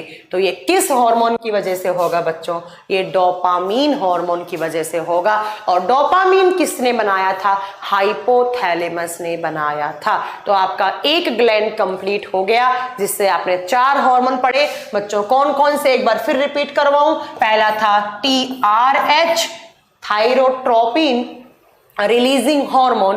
दूसरा कौन सा था? CRH, cortico releasing troping hormone. तीसरा कौन सा था? GnRH। और चौथा कौन सा था? डोपामीन। तो ये चारों ही कौन बनाता है बच्चों? ये चारों ही हाइपोथैलेमस बनाता है। राइट, तो एक ग्लैंड आपका कंप्लीट हो गया है। चलो, जो कहाँ होता है? हमारे ब्रेन में। कौन से ब्रेन में? फोर ब्रेन में, नीचे की साइड जुड़ा हुआ होता है। चलिए नेक्स्ट ग्लैंड पे बात की जाए। आपका हाइपोथैलेमस कंप्लीट होने के बाद अब हम नेक्स्ट ग्लैंड की बात करेंगे बच्चों। कौन सी? Pituitary gland. हाँ जी, नेक्स्ट कौन सी ग्लैंड के बारे में बात करेंगे मैम? Pituitary gland. हिंदी में जिसको आप क्या बोलते हैं बच्चों? पीयूष ग्रंथि करके नाम देते हैं। वैसे तो पिट्यूटरी ही लिखा हुआ आता है बुक्स में, बट कभी कभार आ जाए तो आप याद रखिएगा, इसी को पीयूष ग्रंथि बोलते हैं और इसी को पिट्यूटरी ग्लैंड बोलते हैं। नेक्स्ट, आपने अभी मैंने बताया था इसका एक नाम और होता है बच्चों। कौन सा नाम होता है इसका? Master gland. आपसे एग्जाम में पूछा जाए मास्टर ग्रंथि किसको कहा जाता है, आप क्या बताएंगे बच्चों? मास्टर ग्रंथि, पिट्यूटरी ग्रंथि को कहा जाता है। ठीक है, चलो नेक्स्ट आप याद रखेंगे कि जो मास्टर ग्लैंड है वो किसको कंट्रोल करती है? वो 7 एंडोक्राइन ग्लैंड्स को करती है। किसको छोड़कर मैम? हाइपोथैलेमस को छोड़कर। राइट, इसके बाद मैं आपको बताऊं तो आप दूसरा पॉइंट लिखेंगे, it is second smallest it is second smallest endocrine gland. ध्यान से सुनिएगा मेरा इस क्वेश्चन के आंसर को। यह है दूसरे स्थान पर, यह है दूसरे स्थान पर अंतःस्रावी ग्रंथि है, अंतःस्रावी ग्रंथि है। कहने का मतलब क्या हो गया, मैंने बताया बच्चों कि कितनी एंडोक्राइन ग्लैंड है बच्चों, ध्यान से सुनो 9। इन 9 में से सबसे छोटी पूछे तो बच्चों आप हमेशा लिखेंगे कि पीनियल ग्लैंड सबसे छोटी होती है बच्चों। बट पीनियल के बाद सबसे छोटी कौन सी होती है बच्चों, पिट्यूटरी। बट कभी कभी बुक्स में डायरेक्टली लिखा हुआ होता है कि pituitary gland is smallest endocrine gland. नहीं, आप याद रखेंगे सबसे छोटी अगर आप बात कर रहे हैं तो सबसे छोटी अगर आप बात कर रहे हैं पिट्यूटरी, सबसे छोटी ग्लैंड पूछ रहे हैं तो आपसे एंडोक्राइन में सबसे छोटी पूछी जा रही है तो वो पीनियल है। और पीनियल के बाद छोटी कौन सी होती है, पिट्यूटरी। बट अगर पीनियल ऑप्शन में नहीं है तो आप किसको सही कर देंगे बच्चों, पिट्यूटरी को कर देंगे। ठीक है। और अब बात आती है कि मैम इसकी लोकेशन कहाँ होती है, कितना वेट होता है इसका, जो आपने इसको छोटा बोला है, कितना साइज होता है इसका, यही सारे पॉइंट पे हम बात करने वाले हैं। स्मॉलेस्ट पीनियल होती है बच्चों, पीनियल के बाद ये होती है। ठीक है। अब नेक्स्ट आप याद रखेंगे कि ये कहाँ होती है, तो ये भी हमारे हाइपोथैलेमस से जुड़ी हुई होगी और फोर ब्रेन में होगी। तो आप लिखेंगे इट कनेक्टेड विद हाइपोथैलेमस। जो आपका हाइपोथैलेमस है ना बच्चों, उसी के साथ कौन सी ग्लैंड जुड़ी हुई होती है, पिट्यूटरी। कहने का मतलब ये भी कौन से ब्रेन में होगी बच्चों, ये भी फोर ब्रेन में, ये भी अग्र मस्तिष्क में पाई जाएगी। ये भी किस में होगी, अग्र मस्तिष्क में पाई जाएगी। अब बात आती है कि इसका साइज कितना होता है, आप बताओगे इसका आकार 3 से 4 सेंटीमीटर का होता है। कितना होता है बच्चों, 3 से 4 सेंटीमीटर। इसका वेट कितना होता है, तो ऐसा कहा जाता है इसका वजन 0.5 to 0.6 ग्राम का होता है। बस इतने ही वजन की होती है, बिल्कुल छोटी सी ऐसे डॉट पार्टिकल जैसी होती है। राइट। तो याद रखेंगे कि कहाँ होगी, हाइपोथैलेमस के साथ जुड़ी हुई होती है। दूसरा सेकंड स्मॉलेस्ट एंडोक्राइन ग्लैंड है, सबसे छोटी पीनियल, पीनियल के बाद छोटी पिट्यूटरी। उसके बाद याद रखेंगे कि किसके साथ जुड़ी हुई होती है बच्चों, हाइपोथैलेमस के साथ। इसका साइज 3 से 4 सेंटीमीटर का, वजन 0.5 to 0.6 ग्राम। ठीक है। चलिए तो याद रखेंगे आप। चलिए नेक्स्ट, हाँ जो आपकी पीनियल ग्लैंड होती है वो मिलीग्राम्स में होती है, इसीलिए वो छोटी होती है। Yes Debashish, you are right. चलिए नेक्स्ट बात आती है कि आपसे एग्जाम में क्वेश्चन पूछा जाता है कि कौन सी ग्रंथि से सबसे ज्यादा हार्मोन रिलीज होते हैं और कितने। आप याद रखेंगे सबसे ज्यादा हार्मोन रिलीज करने वाली ग्रंथि कौन सी होती है बच्चों, पिट्यूटरी होती है। और कितने, तो आप ये कहां पाई जाती है बच्चों, ब्रेन में होती है, हमारे दिमाग में, फोर ब्रेन में, जो हाइपोथैलेमस है ना उसके साथ जुड़ी हुई होती है। रेहान, ओके रेहान। चलिए तो आप याद रखिएगा जो हमारी पिट्यूटरी है वो सबसे ज्यादा हार्मोन रिलीज करती है, भले ही साइज में कम हो बट हार्मोन सबसे ज्यादा। और कितने हार्मोन, तो आप लिखेंगे इट रिलीज 11 हार्मोन्स। इसके द्वारा 11 हार्मोन्स बनाए जाते हैं। अब आप चिंता मत कीजिए, आपको 11 नहीं पढ़ने हैं, आपको कुछ कुछ जो एग्जाम में पूछे जाते हैं मैं वही सिर्फ आपको पढ़ाऊंगी। इसके द्वारा कितने हार्मोन बनाए जाते हैं बच्चों, 11 हार्मोन्स। अब हमें एक एक करके 11 हार्मोन्स में से 7-8 पढ़ाऊंगी, मैं ज्यादा नहीं पढ़ाऊंगी। तो पहला हार्मोन लिखेंगे आप FSH। पहला हार्मोन है आपका बच्चों FSH। इसका फुल फॉर्म क्या है, आप लिखेंगे इसका फुल फॉर्म है follicle stimulating hormone. Follicle stimulating hormone, letting hormone. Hindi में कोई नाम नहीं है, मैं नहीं लिखूंगी अलग से। FSH बस एग्जाम में पूछा जाएगा बच्चों, हाँ मैं बताऊंगी दीपक कुमार, डोंट वरी, आपके क्वेश्चन पे आगे आऊंगी मैं, जो आप मुझसे पूछ रहे हैं ना बच्चों कि कैल्शियम की क्वांटिटी को कौन रेगुलेट करता है।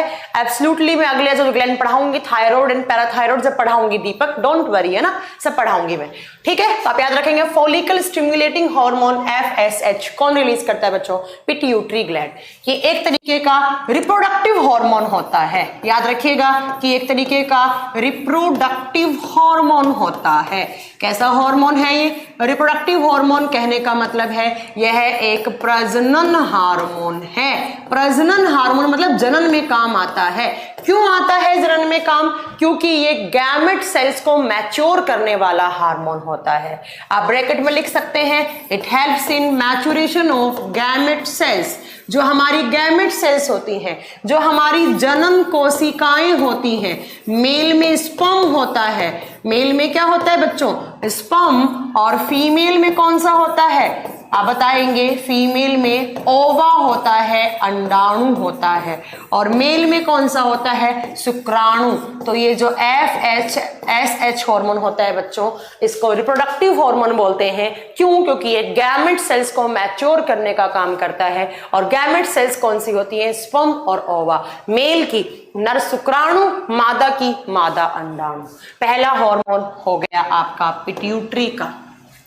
दूसरा हार्मोन होता है बच्चों यहां पर LH हार्मोन, L और H हार्मोन। इस LH की फुल फॉर्म क्या होती है, luteinizing hormone, luteinizing hormone. Same नाम हिंदी में है ल्यूटिनाइजिंग हार्मोन, और सेम फंक्शन जो FSH का है वो ही LH का है। तो इसको भी आप क्या बोलेंगे बच्चों, इसको भी मैम हम रिप्रोडक्टिव हार्मोन बोलेंगे। आपसे एग्जाम में क्वेश्चन कैसे बनेगा बच्चों, 4 हार्मोन्स के नाम देगा, पूछेगा इनमें से रिप्रोडक्टिव हार्मोन कौन सा है, आप बताओगे FSH एंड LH। यह भी प्रजनन हार्मोन के नाम से जाना जाता है। तो ये दोनों हार्मोन कौन रिलीज करता है मैम, ये दोनों हार्मोन हमारी पिट्यूटरी ग्लैंड ही रिलीज करती है। कौन कौन से पढ़ा बच्चों आपने, FSH। बसंत पूछ रहे हैं ह्यूमन सेल्स में सबसे छोटी कौन सी होती है। यस, ह्यूमन की गैमेट सेल में छोटी स्पर्म होता है और ओवा बड़ा होता है बच्चों, ठीक है बसंत। मैम दोनों दिया होगा तो बच्चों बोथ वाला ऑप्शन सही करना है।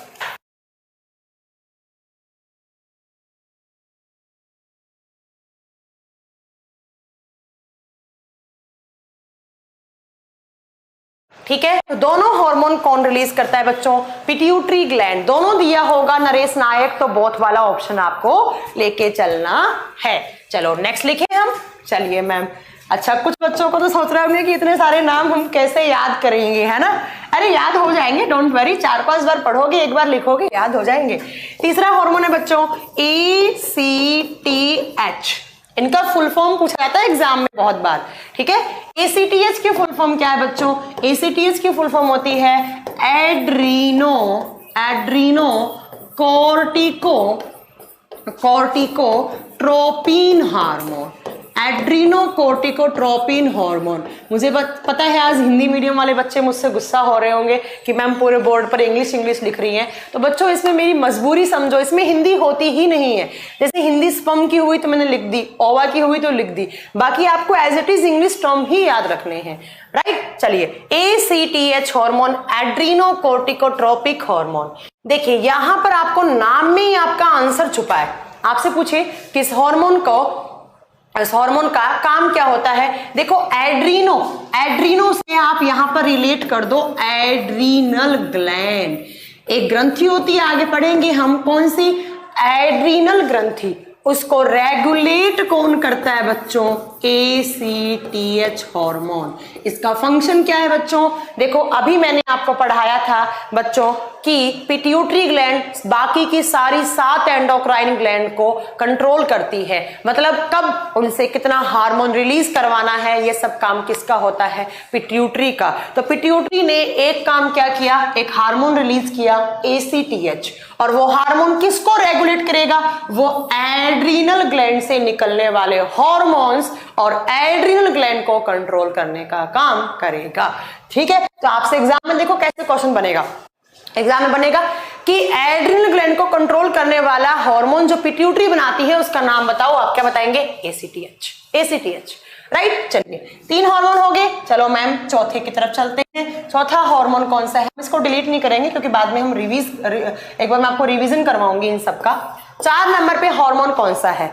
4 नंबर पे आता है टीएसएच हार्मोन। टीएसएच, ध्यान से सुनना, टीएसएच। देखिए इसका फुल फॉर्म क्या होता है बच्चों? इसका होता है thyroid stimulating hormone. Thyroid stimulating hormone, right. Thyroid stimulating hormone. देखो कौन सी ग्रंथि का नाम आ गया? थायराइड। तो आप ऑब्वियस सी बात है किस ग्रंथि को रेगुलेट करेगा? आप क्या लिखोगे? It regulates on thyroid gland. यह थायराइड ग्रंथि पर संतुलन बनाए रखता है। ठीक है, ये किस पर था? एड्रिनल ग्लैंड पे। ये किस पे? थायराइड ग्लैंड पे। इसलिए देखो वहां पढ़ा था हमने हाइपोथैलेमस में TRH, ये है TSH।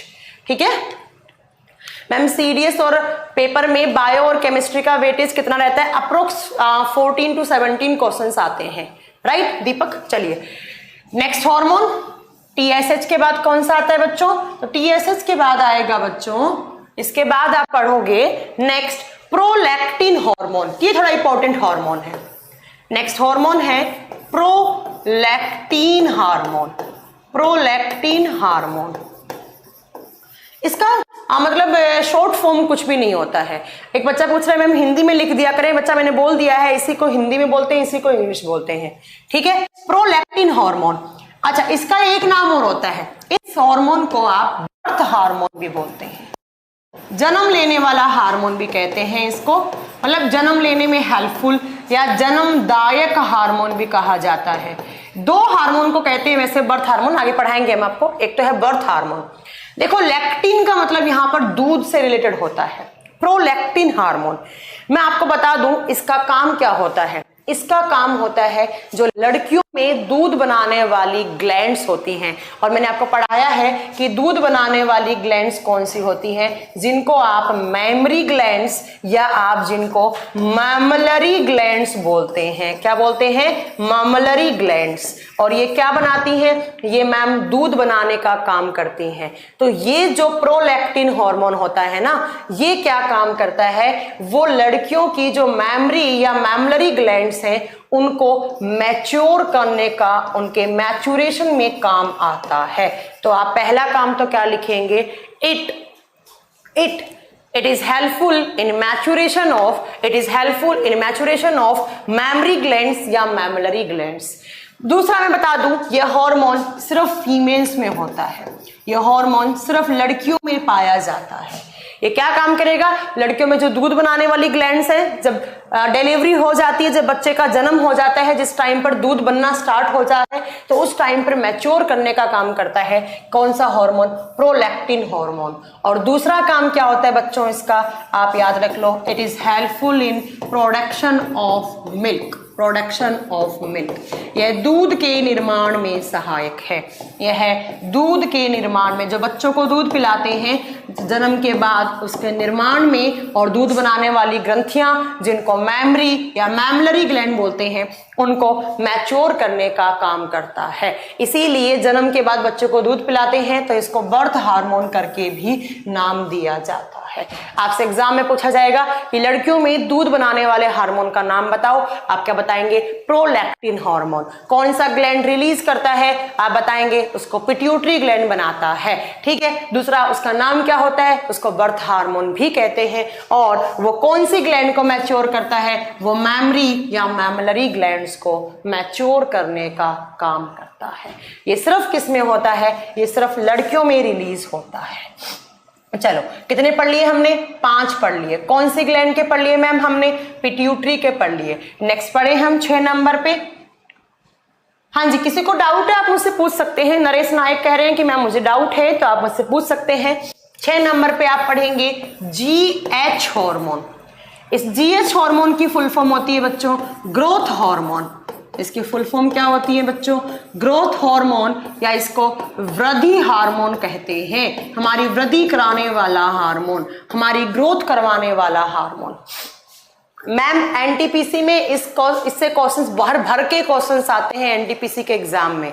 यस बच्चों, भर भर के क्वेश्चंस आते हैं। मैम ये एक्सोक्राइन ग्लैंड में होता है मैमलरी ग्लैंड। यस, एक्सो में होता है मैमलरी ग्लैंड, बट बच्चों इसको रेगुलेट कौन करता है? तो पिट्यूटरी करता है। मैंने ये पढ़ाया रुपेंद्र, राइट रुपेंद्र? एनटीपीसी के एग्जाम में इससे भर भर के आपको क्वेश्चंस मिलने वाले हैं।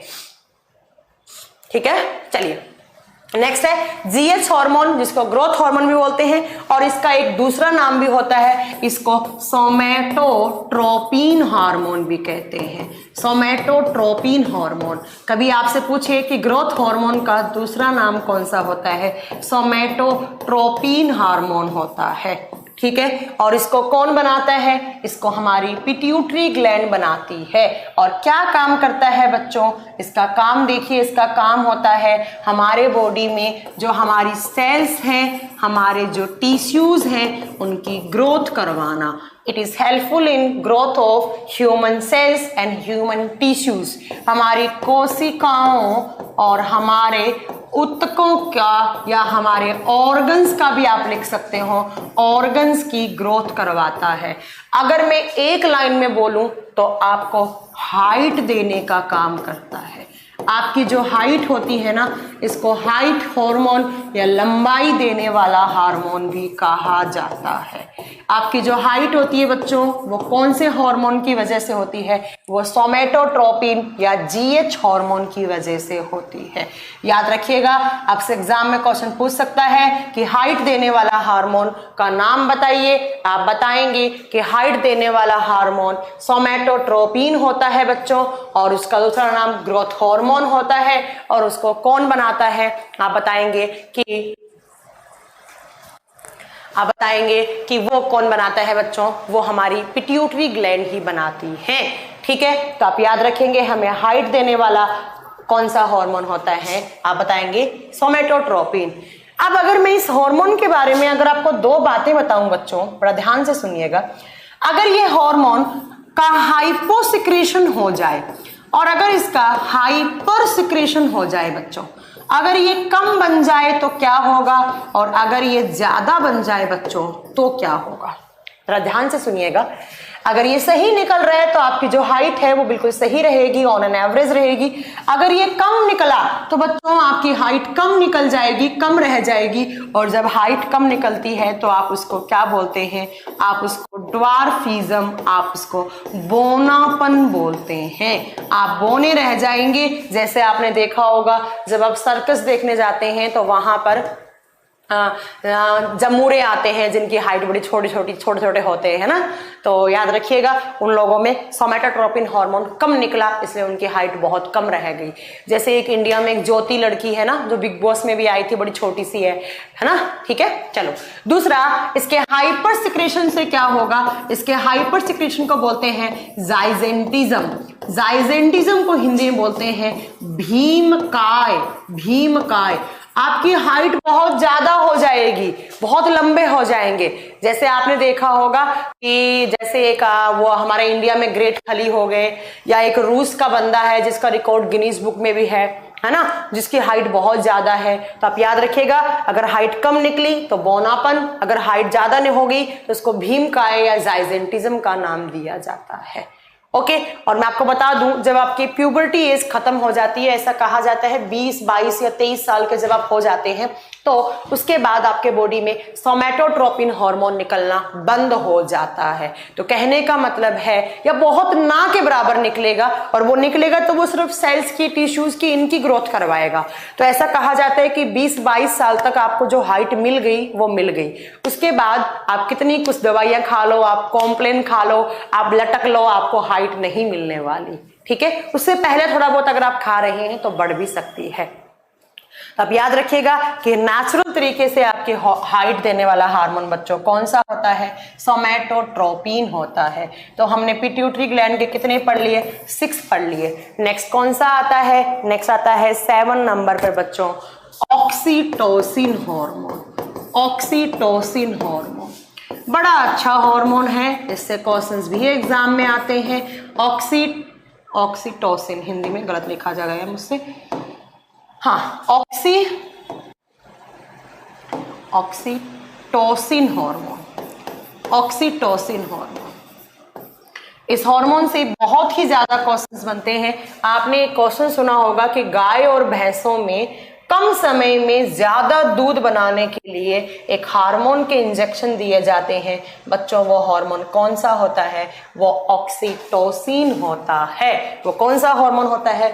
वो ऑक्सीटोसिन होता है। जरा ध्यान से सुनिएगा ऑक्सीटोसिन के बारे में। इसको बर्थ हार्मोन भी कहा जाता है, इसको भी जन्म देने वाला या जन्मदायक हार्मोन कहा जाता है। दूसरा, ये हार्मोन भी सिर्फ किस में निकलता है बच्चों? ये भी सिर्फ मादाओं के शरीर में या लड़कियों में निकलता है, लड़कों में ये नहीं निकलता है। और इस हार्मोन के दो काम होते हैं बच्चों, इसके दो फंक्शन होते हैं। पहला तो ये हार्मोन प्रोलैक्टिन हार्मोन के साथ जुड़कर जो आपकी दूध बनाने वाली ग्रंथियां होती हैं उनको डेवलप्ड करवाने का काम करता है। तो पहला काम तो आप बता सकते हैं कि ये दूध बनाने वाली ग्रंथियों के विकास में सहायक है। It is helpful in maturation and development of memory glands या मैमलरी ग्लैंड्स। दूसरा, ये इस हार्मोन का काम होता है प्रसव पीड़ा को कम करना। प्रसव पीड़ा को कम करना। प्रसव पीड़ा क्या होता है बच्चों? लेबर पेन होता है। और लेबर पेन क्या होता है? जब डिलीवरी होती है बच्चे की, उस टाइम पर यह हार्मोन निकलता है और सिर्फ किस में निकलता है? लड़कियों में निकलता है।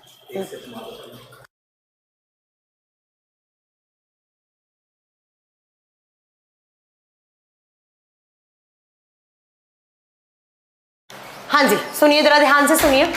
इस हार्मोन का क्या बर्थ हार्मोन बोलते हैं? क्यों बोलते हैं? जब कोई लड़की है वो प्रेग्नेंट हुई, 9 मंथ्स के बाद जब उसकी डिलीवरी हो रही है, जब बच्चे का जन्म हो रहा है, तो ये हार्मोन क्या करता है? जन्म के समय पर लड़कियों का जो यूट्रस होता है, जो फीमेल का यूट्रस होता है, जो गर्भाशय होता है, उसमें स्वेलिंग ले आता है, उसका साइज थोड़ा इंक्रीज कर देता है, जिससे इजीली क्या हो जाए? बच्चे की डिलीवरी हो जाए, बच्चे का जन्म हो जाए। एक तो ये काम करता है। दूसरा, जो फीमेल की यूट्रस है उसके अंदर कॉन्ट्रैक्शन का काम करता है, खिंचाव पैदा करता है। उस खिंचाव से बच्चे की डिलीवरी आसानी से हो जाए। तो जिन लड़कियों में ऑक्सीटोसिन कम निकलता है, तो जब बच्चे का जन्म हो रहा होता है उस टाइम पर डॉक्टर उस लड़कियों को ऑक्सीटोसिन का इंजेक्शन देता है, जिससे इजीली बच्चा क्या हो जाए? डिलीवर हो जाए। तो आप याद रखेंगे, पहला तो ये दूध बनाने के लिए हेल्पफुल है लड़कियों में। और कौन से हार्मोन के साथ जुड़कर? ल्यूटिन, जो प्रोलैक्टिन हार्मोन है उसके साथ जुड़कर। दूसरा, ये डिलीवरी के टाइम पर जब बच्चे का जन्म हो रहा होता है तो जो मादाओं का गर्भाशय है, जो फीमेल का यूट्रस है, उसके साइज को इंक्रीज कर देता है, उसमें खिंचाव पैदा करता है, जिससे इजीली फीमेल्स में जो बच्चा है उसकी डिलीवरी हो जाए, तो लड़कियों को दर्द कम हो। तीसरा, कम समय में ज्यादा दूध बनाने के लिए गाय और भैंसों को इसी हार्मोन के इंजेक्शन दिए जाते हैं। आपने अपने घर में भैंस रख रखी है ताकि उस भैंस का दूध बेचें और आपके पास कमाई आए, आप पैसे कमाएं, तो आप क्या चाहेंगे? मेरी भैंस एक टाइम को सुबह सुबह 20 किलो दूध दे दे, है ना? 20 किलो तो नहीं दे सकती, पर 8-10 किलो दे दे। तो आप क्या करेंगे? दूध का प्रोडक्शन इंक्रीज करने के लिए आप उनको ऑक्सीटोसिन का इंजेक्शन देंगे, जिससे उसकी मैमलरी ग्लैंड स्टिमुलेट हो जाएंगी और वो बहुत ज्यादा दूध बनने लग जाएगा। बट इस हार्मोन के साइड इफेक्ट्स बहुत ज्यादा है। अगर आपने आर्टिफिशियल फॉर्म में दिया है तो इसके साइड इफेक्ट्स ज्यादा हैं, इसीलिए 2012 में या 2013 में इसको सुप्रीम कोर्ट ने बैन किया था, बट उसके बाद इसका बैन हटा भी दिया गया था। यस, ये एनिमल्स को भी दिया जाता है, गाय और भैंस एनिमल ही होती हैं, दीपक कुमार, राइट? तो याद रखिएगा, इसका काम प्रसव पीड़ा को कम करना, मतलब लेबर पेन को डिक्रीज करना। डिलीवरी के टाइम पर जो दर्द होता है उसको प्रसव पीड़ा या लेबर पेन कहा जाता है। फीमेल यूट्रस के अंदर खिंचाव पैदा करना, उसमें स्वेलिंग करना और उसके साइज को बढ़ा देना, जिससे इजीली बच्चे की डिलीवरी हो जाए। एक हार्मोन और हो गया 7 नंबर वाला। नेक्स्ट हार्मोन लिखा जाए। अच्छा, ये बहुत इंपॉर्टेंट हार्मोन है, इसका क्वेश्चन बहुत बार आता है, याद रखिएगा, ठीक है? चलो, क्वेश्चन 2 टाइप से आएगा। जब बच्चे का जन्म हो रहा होता है तो कौन सा हार्मोन का इंजेक्शन लड़कियों को दिया जाता है, तो आप बताएंगे ऑक्सीटोसिन। कौन सा हार्मोन सिर्फ लड़कियों में निकलता है, ऑक्सीटोसिन। तीसरा, गाय और भैंस में दुग्ध के उत्पादन को बढ़ाने के लिए कौन से हार्मोन का इंजेक्शन, ऑक्सीटोसिन हार्मोन का इंजेक्शन। नेक्स्ट हार्मोन लिखूं 8 नंबर, सिर्फ लास्ट हार्मोन, पिट्यूटरी ग्लैंड का लास्ट हार्मोन 8 नंबर पे आता है ADH hormone. ADH hormone anti diuretic hormone. अच्छा, ADH का पहले तो इसकी फुल फॉर्म लिखो आप, हाँ, एंटी डाईयूरेटिक हार्मोन। इसका क्वेश्चन बहुत ज्यादा पूछा जाता है और इसको एक नाम से और जानते हैं, वही नाम ज्यादा आता है, इसको वैसोप्रिन हार्मोन कहा जाता है। कौन सा हार्मोन बच्चों, वैसोप्रिन हार्मोन। यही एग्जाम में क्वेश्चन आता है कि वैसोप्रिन हार्मोन को कौन रिलीज करता है, स्वरूप इसी हार्मोन को, जो ऑक्सीटोसिन हार्मोन है उसी को ही लव हार्मोन कहा जाता है। जब वो लड़कों के बारे में, लड़कों के बॉडी में रिलीज होता है तब, मतलब लड़कों में लड़कियों वाले कैरेक्टर डेवलप होने लग जाते हैं। ठीक है, thank you very much Deepak Kumar. ठीक है, चलिए ध्यान से सुनिए। तो इसी हार्मोन को वैसोप्रिन हार्मोन और इसी को ADH हार्मोन कहा जाता है। देखो, यूरेटिक टर्म से इसको पकड़ो, आप टर्म से पढ़ो। यूरेटिक, यूरिन एक जैसा लग रहा है ना, तो इसका काम होता है हमारी यूरिन के अंदर वाटर को बैलेंस करना। किसको बैलेंस करना, water balancing in human urine. मानव के मूत्र में पानी की मात्रा पर संतुलन बनाए रखना। ओहो, वापस चला गया क्या, हाँ, पानी की मात्रा पर संतुलन बनाए रखना। हमारी यूरिन में पानी होता है, आप सब जानते हैं कि हम जितना पानी पीते हैं उसमें से कुछ पानी का एब्जॉर्प्शन हो जाता है हमारे बॉडी में, बाकी का जो पानी होता है वो हम यूरिन की फॉर्म में हम क्या कर देते हैं, बाहर निकाल देते हैं। अब कितना पानी होना चाहिए हमारे यूरिन में, कितना नहीं होना चाहिए, उस पर रेगुलेट कौन करता है बच्चों, वैसोप्रिन हार्मोन या ADH, एंटी डाईयूरेटिक हार्मोन। ऐसा कहा जाता है आप जब अल्कोहल लेते हैं, आप जब दारू पीते हैं, आप जब शराब का सेवन करते हैं तब यह हार्मोन वीक पड़ जाता है, यह हार्मोन कमजोर पड़ जाता है। इसीलिए जब आप अल्कोहल पीते हैं तो आप में यूरिनेशन ज्यादा होता है, आप में मूत्र त्याग में की क्वांटिटी बढ़ जाती है। तो आप याद रखेंगे, कभी आपसे एग्जाम में पूछा जाए कि अल्कोहल लेने के बाद इंसान को ज्यादा यूरिनेशन क्यों होता है, तो आप बताएंगे क्योंकि एक हार्मोन होता है वैसोप्रिन हार्मोन, उसका काम होता है वाटर बैलेंसिंग का। जब अल्कोहल ले लिया आपने तो ये हार्मोन कमजोर पड़ गया, और जब ये कमजोर पड़ गया तो आपके यूरिन में पानी की मात्रा ज्यादा हो गई और आपको बार बार आपको यूरिन आ रहा है। इसी को आप क्या बोलते हैं, वैसोप्रिन हार्मोन कहते हैं, जिसको ADH का नाम भी दिया जाता है। तो ये आपकी पिट्यूटरी ग्लैंड से कितने हार्मोन पढ़ा दिए मैंने, 8। बस ये 8 ही आपको पढ़ने हैं, इससे ज्यादा आपको नहीं पढ़ने हैं। अब मैं एक बार फिर रिपीट करती हूं कौन कौन से, जरा ध्यान से सुनिएगा एक एक करके।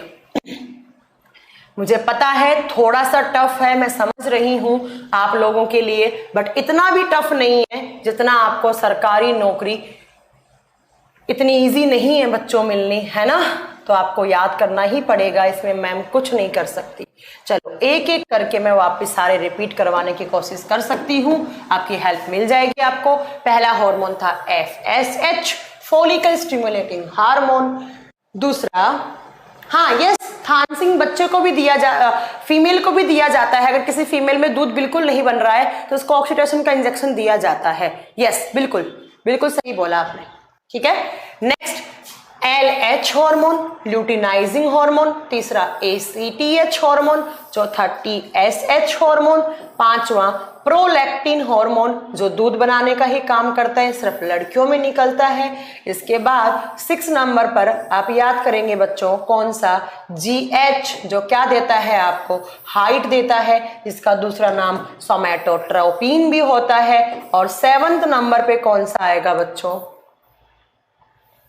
7th नंबर पे मैम ने कौन सा बताया, ऑक्सीटोसिन हार्मोन बताया शायद, और उसके बाद ADH बताया 8 नंबर पे। हाँ जी, ये देखिए 7th नंबर पे कौन सा था, अरे भैया चल जा,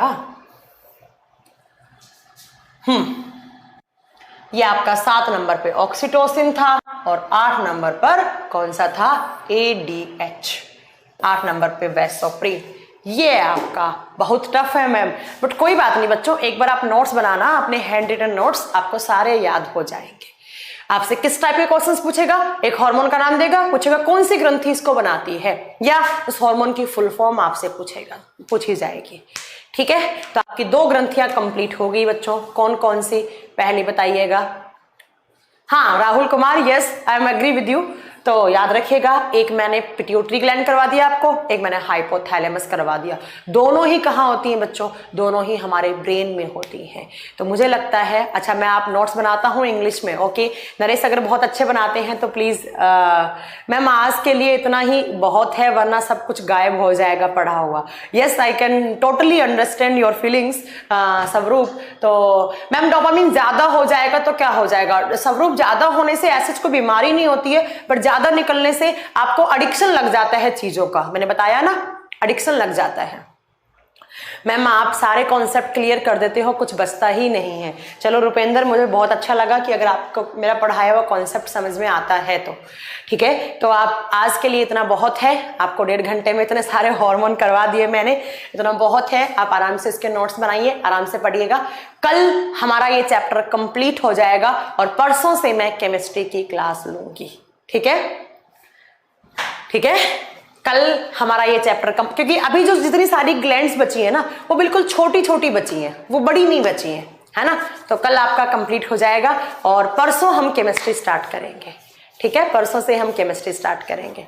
मैम हम साथ में नोट्स बना रहे हैं। यस, अगर आपको साइंस अच्छे से पढ़नी है, डिटेल में पढ़नी है और एक बार ऐसे पढ़नी है कि आप हमेशा के लिए याद रहें, तो आप अपने नोट्स खुद बनाएं, ज्यादा अच्छा है। आप अपने नोट्स खुद बनाएं बच्चों। ठीक है मैम, टाइम्स कोचिंग के CEO कौन है? कोई नहीं है, टाइम्स सबका है और सबके टाइम्स है। हमारे यहाँ पर कोई ओनर नहीं है, कोई CEO नहीं है, सब ऐसे ही है, सब एक फैमिली की तरह काम करते हैं, यहाँ पर परिवार की तरह हैं हम सब। मैम आप बहुत खूबसूरत पढ़ाती हैं। Okay, thank you very much Chandrakant, अगर ऐसा आपको लगता है तो। चलिए, तो कल हम पढ़ेंगे इसी चैप्टर को, कल हम फिनिश कर लेंगे एंडोक्राइनोलॉजी को, देन हम वापस केमिस्ट्री की क्लास पे आएंगे। ठीक है, चलो। हाँ मैं बता देती हूँ कि हमारा लैपटॉप का ऐप आ चुका है, आप लैपटॉप के थ्रू भी आप क्लासेस देख सकते हैं। तो अगर आपके आंखों में प्रॉब्लम है तो आप प्लीज लैपटॉप के थ्रू क्लासेस देख सकते हैं। मैम दिल्ली में पॉलिटिक्स बहुत है, यस पॉल्यूशन भी बहुत है, बिल्कुल। चलिए, दिल्ली ना आए आप अभी, अगर आप आसपास के एरिया में रहते हैं तो प्लीज आप दिल्ली ना आए। दिल्ली में बहुत बुरा हाल है पॉल्यूशन से, यहाँ पे मतलब ब्रीदिंग में बहुत प्रॉब्लम हो रही है। मैम आज के लिए इतना ही छोड़ दो, इतना ही याद होगा। ओके विनोद, मैं आपकी बात मान लेती हूँ, आज के लिए आप इतना ही पढ़ लीजिए, कोई इश्यू नहीं है, बट पढ़िएगा जरूर। मैम लैपटॉप और मोबाइल दोनों में एक साथ क्लास नहीं चलेंगी। अगर आप लैपटॉप में देख रहे हैं, अगर आप मोबाइल में लॉग इन कर रहे हैं, तो आप एक जगह से ऑटोमेटिकली आप लॉग आउट हो जाएंगे। तो एक जगह से आप बार बार एक नंबर से, एक आईडी से 2 जगह ना चलाएं, क्योंकि अगर आप 2 बार 3 बार चला लेंगे तो आपका नंबर ऑटोमेटिकली ब्लॉक कर दिया जाएगा। तो एक ही जगह आप क्लास चलाएं, चाहे लैपटॉप में चलाएं चाहे मोबाइल में चलाएं। अगर आप एक नंबर से 2 बार करेंगे तो मैं बता देती हूँ आपका नंबर ऑटोमेटिकली ब्लॉक हो जाएगा, उसके बाद हम अनब्लॉक भी नहीं करवाएंगे। तो कोशिश करें एक जगह ही देखें। मैम हमारे गाँव में तो ठीक है, हाँ इस समय गाँव में रहें, बहुत अच्छा है। दिल्ली में तो बहुत बुरा हाल है, यहाँ पर हेल्थ इमरजेंसी लगी हुई है, बहुत लोगों को, जिन लोगों को अस्थमा है, दमा है, उन लोगों के तो बहुत बुरा हाल है। हमारी तो मजबूरी थी बच्चों, तो हमें तो आकर क्लास लेना था, इसलिए मजबूरी में तो आना पड़ता है, मजबूरी में तो पढ़ाना पड़ता है, इसलिए आ गए हम पढ़ाने। बाकी बिल्कुल पढ़ाने के लिए दिल्ली आने का बिल्कुल मन नहीं है, मेरा तो मन कर रहा है मैं भाग जाऊँ यहाँ से, क्योंकि बिल्कुल सांस ही नहीं आ रहा है, चेस्ट में दर्द हो रहा है बहुत ज़्यादा। ठीक है, चलिए थैंक यू वेरी मच और मिलते हैं कल की क्लास में। Thank you very much. और आप सबको छठ की बहुत सारी शुभकामनाएं। तो अच्छे से आप छठ मनाएं अपना त्योहार, क्योंकि जो आपका यूपी और बिहार में मेनली बहुत बड़ा ये पर्व होता है। हमारे यहाँ तो लोग जानते भी नहीं छठ क्या होता है। मैंने भी इस बार पहली बार देखी, अमन सर के यहाँ गई थी तो वहां पर उन लोगों ने सेलिब्रेट की थी। तो चलिए, थैंक यू वेरी मच, मिलेंगे अगली क्लास में। Have a nice day.